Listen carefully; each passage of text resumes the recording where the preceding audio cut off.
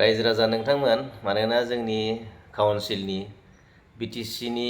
गाहाय मावफुं सोद्रोमा मानव गेदेर हाग्रामा महिलारि सारा मस्ला बिदोंमोन माने बिपिएफ पार्टीनि साथाम एमएलए आ जुदि सिगनेचार होनांगौब्ला सिगनेचार होनायनि बिनिमयै मस्ला दाबिदोंमोन माने मस्ला मोननो लुबैदोंमोन नाथाय बिपिएफ पार्टीनि साथाम एमएलए नि सिगनेचार गैयालासिनो उइदाउट सिगनेचार गैयालासिनो जोंहा मानव गेदेर प्रमद बर' सारा एजिपि आरो एआइइउडिएफ नि माखासे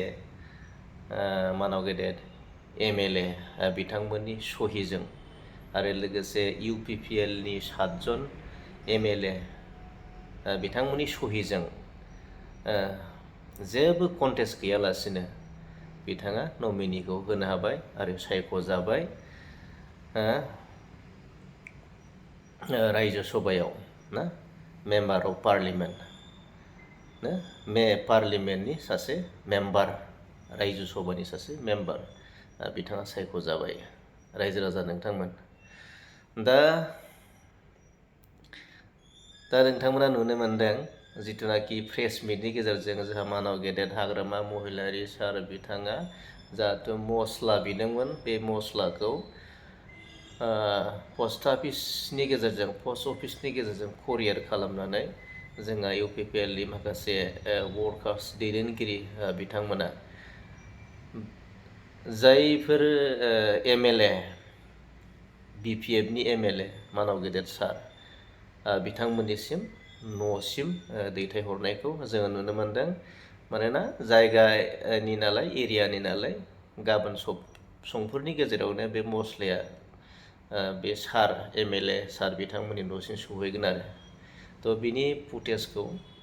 जिथुनाखि प्रिपारेसन जगार खालामनाय मा खालामदों मा मस्ला हरदों बेखौ नोंथांमोननो एसे दिन्थिनोसै नोंथांमोना भिडिअखौ नायलांदो मानोना आं बे समाव साबायखर बावगोन जोंहा बे समाव साबायखर बावनांगोन जोङो बिपिएफ दोलोनि साथाम एमएलए दं बिथांमोननिसिमबो रोजा रोजा साबायखर बावनाय थाबाय आरो जेबो प्रटेस्ट एबा जेबो अबजेक्सन जेबो माने अपोज खालामैनि थाखाय बिथांमोननि साबायखर बावनाय थाबाय आरो लोगोसे जोंहा बिजेपि दोलोनि आसामनि गिबि मन्थ्रि डक्टर हिमन्त बिश्व शर्मा बिथांनिसिम रोजा साबायखर बावनाय थाबाय आरो लोगोसे एजिपि आरो एआइइउडिएफ नि मानगोनां गेदेमा एमएलए सारमोननिसिमबो रोजा रोजा साबायखर बावनाय थाबाय मानोना जोबोद मोजाङैनो जोंनि मानव गेदेर प्रमद बर' सारा रायजो सभानि एमपि सायख'जाबाय थ' बिनि थाखाय बयनिसिमबो गोजोननाय आरो रोजा रोजा हामलायनाय जासिनाय थाबाय थ' नोंथांमोना बे समाव मस्लानि सोमोन्दै बिथांमोना मा हरनो थाखाय मा हाबाफारि लादों बेखौ नोंथांमोननो एसे दिन्थिनोसै भिडिअखौ नायलांदो खौरां बिजोंनि गेजेराव दाख्लि हाग्रामा महिलारि सार बिथाङा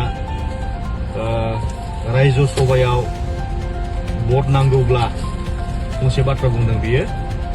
गावनि साथाम एमएलए नो मस्ला होनांगोन होननानै दा जोङो बिथांनि सन्मानखौ लाखिनानै जोङो दिनै साथाम एमएलए नो जोङो 1 केजि मस्ला हरनो नागिरदों दा जोंहाथ' मानगोनां प्रमद बर' बिथां सारा आनकन्टेस्टेड देरहाबाय दा रायजो सभानि एमपि जानो थांगासिनो दा थेवबो बिथांनि सन्मानखौ लाखिनो थाखाय बिथां हाग्रामानि सन्मानखौ लाखिनो थाखाय जोङो 1 केजि मस्ला हरनाय जासिगोन जोङोथ' मस्लाखौ कुरियारनि गेजेरजों हरबाय